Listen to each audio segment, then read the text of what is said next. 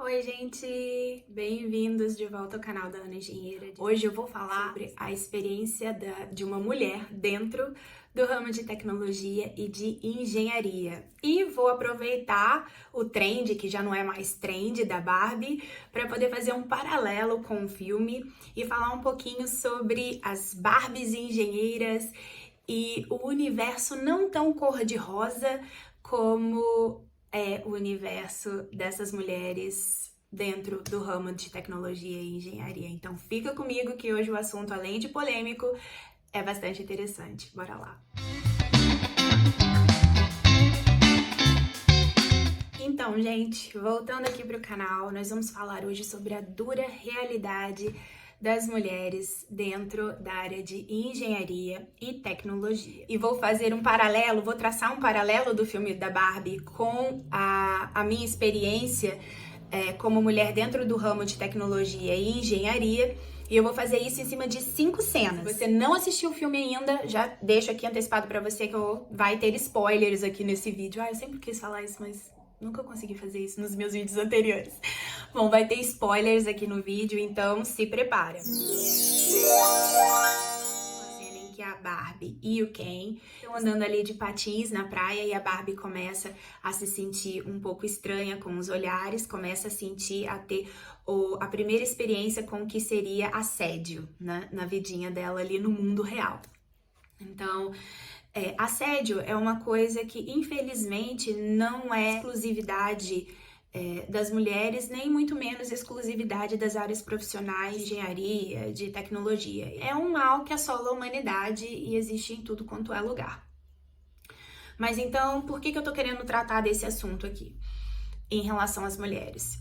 Porque quando você tem um ambiente que é um ambiente muito associado a dados, a números, a máquinas, tudo que não é tangível, tudo que não é factível, é complicado de se expressar ou de se expor.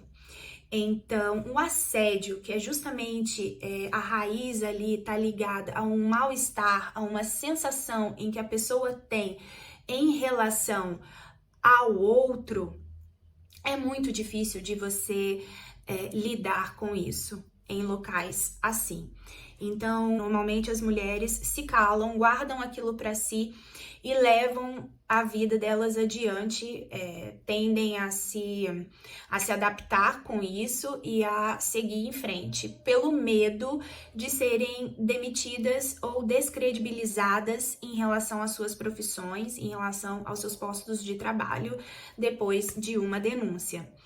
Isso porque ainda existe muito dentro da cultura profissional brasileira descredibilizar a palavra de uma pessoa que está fazendo uma denúncia em relação ao denunciado. É quase como se a vítima passasse a ser observada ou existisse muito mais desconfiança em relação ao que a vítima tá relatando do que em relação ao acusado. Isso é uma realidade de vários segmentos profissionais, mas no geral isso acontece muito com as mulheres dentro de indústria, dentro dos ramos onde elas ainda são uma pequena parcela da população profissional.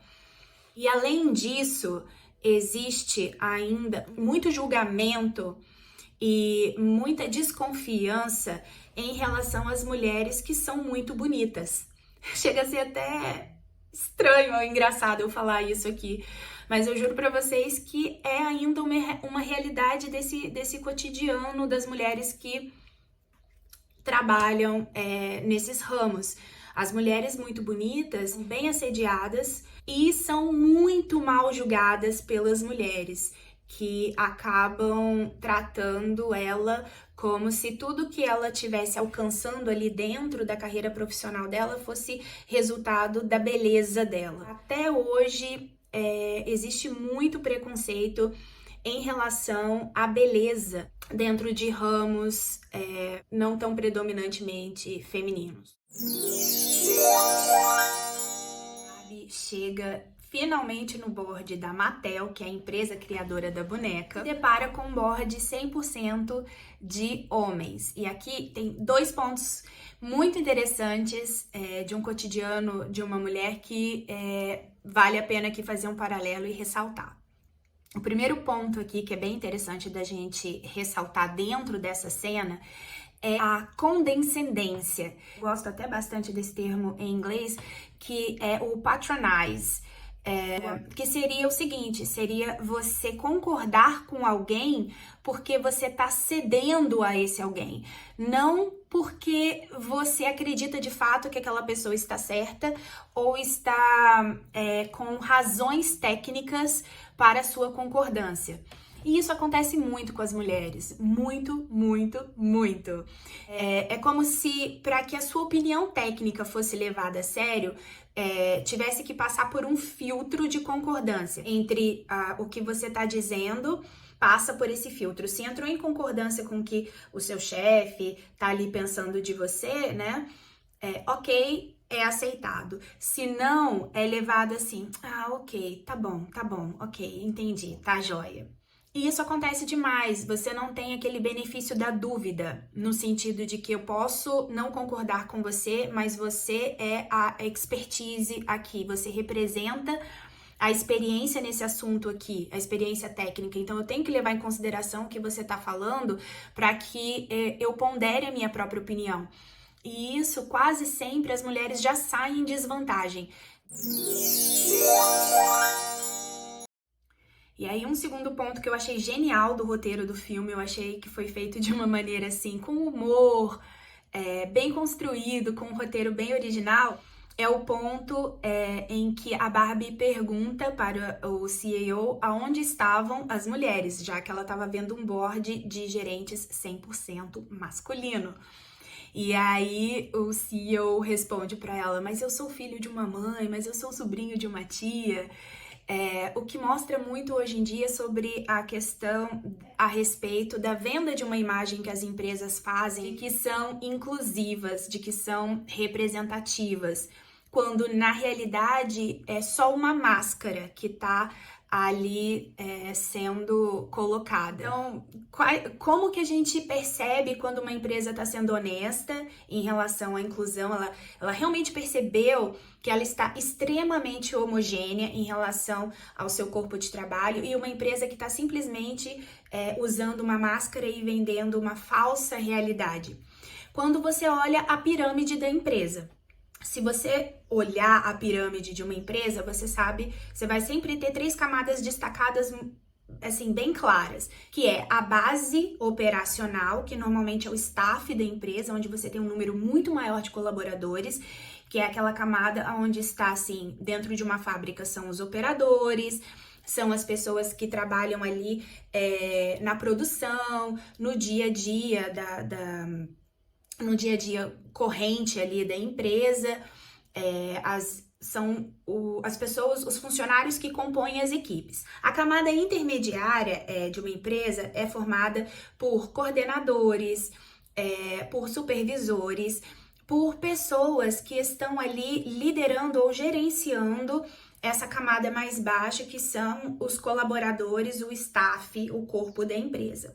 E você tem a camada menor da pirâmide, que é o topo dela, que é formado pelos gerentes e pelos diretores daquela empresa, que é sempre um número menor.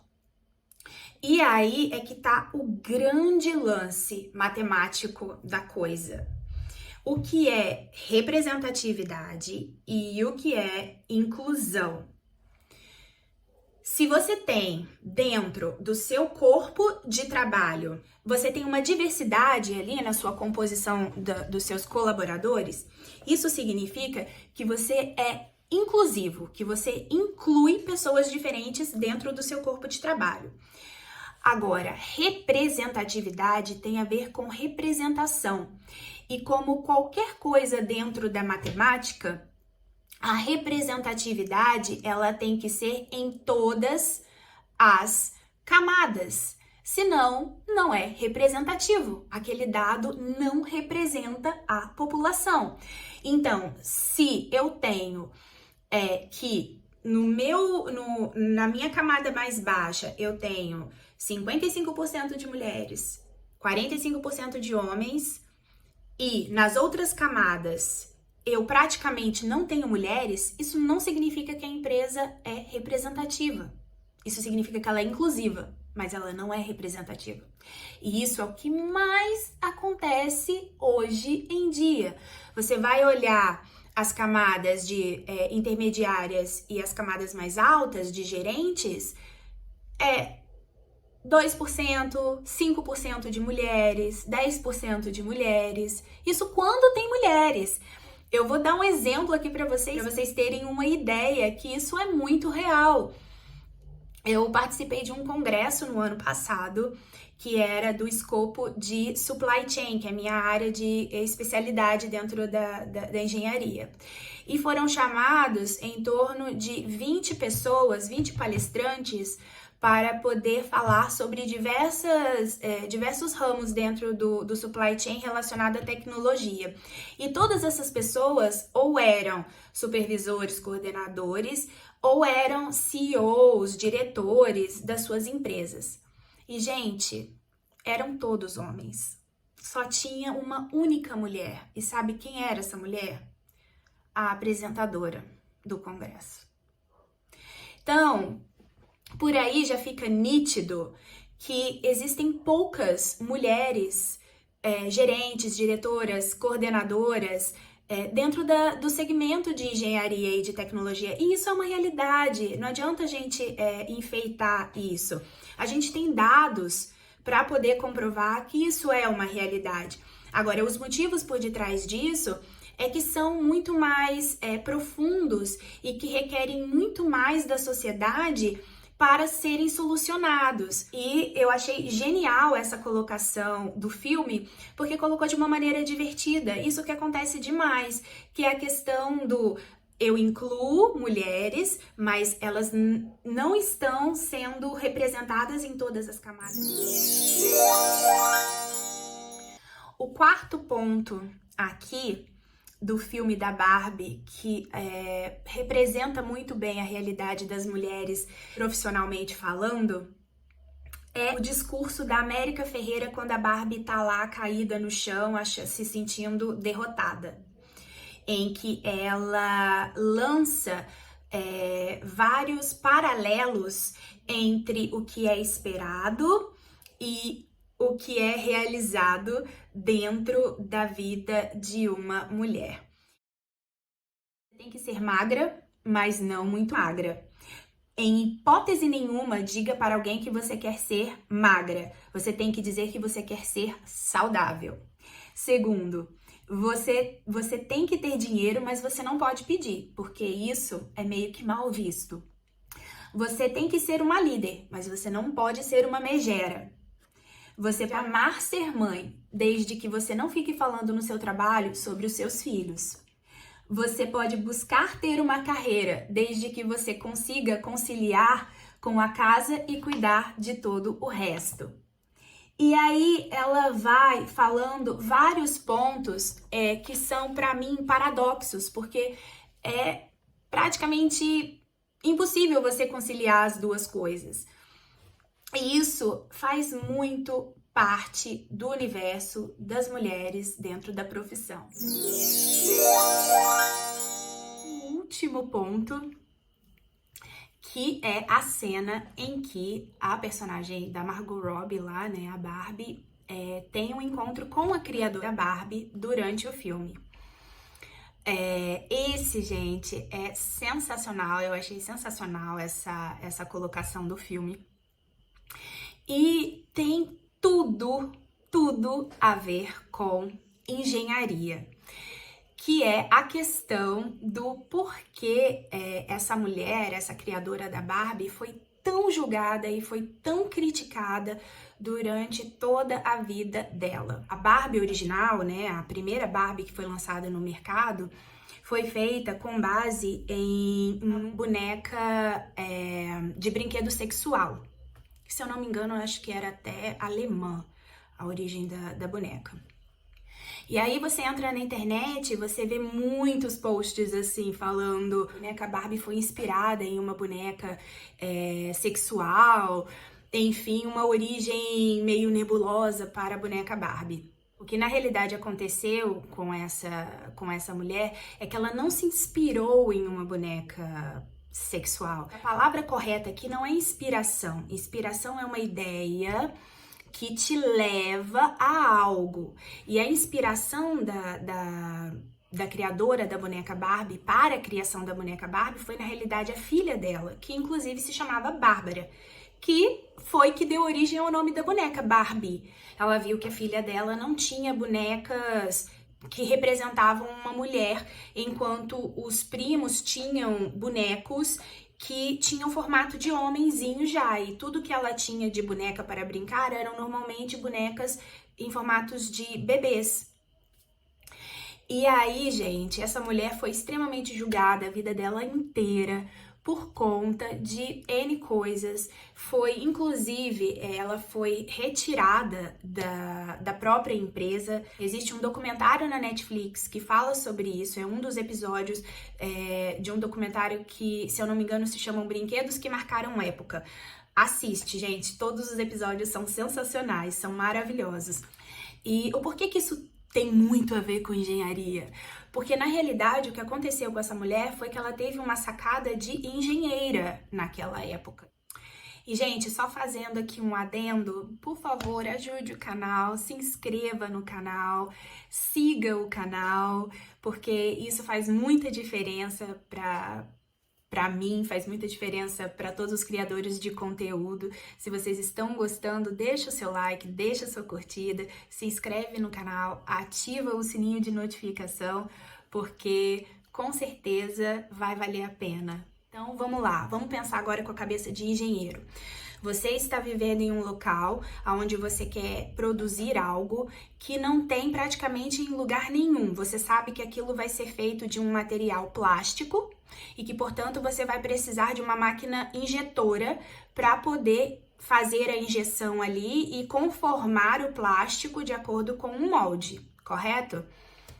Sendo um engenheiro de produção, você também vai ter que levantar os custos disso, porque qualquer coisa que você vai criar, que você vai prototipar, é sempre mais caro do que alguma coisa que você já tem no mercado em larga escala.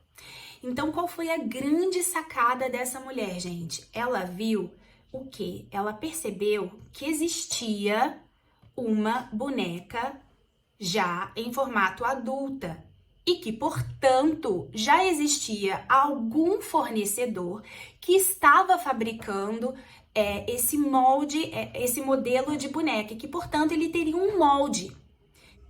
Então, ela foi diretamente nesse fornecedor, porque esse fornecedor já fabricava. E naquela época, vamos voltar aí ao que eu falei, quase não tinham bonecas em formato adulto.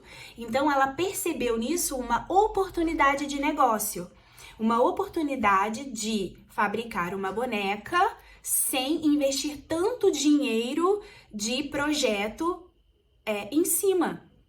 Ela diminuiu, enxugou os custos dela porque ela usou um molde de uma boneca que já existia.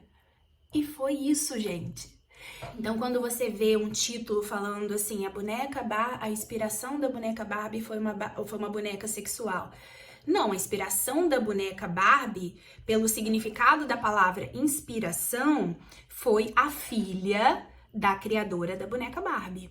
Agora, a base utilizada para criar a primeira boneca Barbie, sim, foi uma boneca sexual. Pelos motivos que eu acabei de dizer agora, por questões simplesmente de produção, de custo de projeto, de molde, de características de fabricação de um determinado material, como é a questão plástica de bonecos. E aí é isso, gente. Não é fácil a gente ser mulher, ter filho, trabalhar, estudar, dedicar, investir tempo em carreira, na casa, na família, tendo tantas coisas para você poder lidar, balancear. É muita responsabilidade, gente, é muito difícil. Então, isso, gente, eu tô dando aqui só um pequeno testemunho de vida pra gente poder entender a dificuldade que uma mulher passa. E aqui eu só queria fazer um parênteses, um adendo, que é uma nota de gratidão que eu tenho com todos vocês que seguem o canal, com todos vocês que dedicam parte do tempo de vocês para elogiar o conteúdo, para criticar o conteúdo também, para colocar as opiniões de vocês no canal. Quanto mais isso acontece, mais significativo o canal se torna, porque tem mais debate, tem mais discussão de opiniões, isso enriquece o canal. E eu fico muito feliz de saber que isso está acontecendo com o nosso canal. E quero agradecer muito a participação de vocês e pedir para que vocês se inscrevam, para que vocês ativem o sininho de notificações e não se esqueçam de deixar aquele like se vocês estão gostando do conteúdo do vídeo. Obrigada, gente!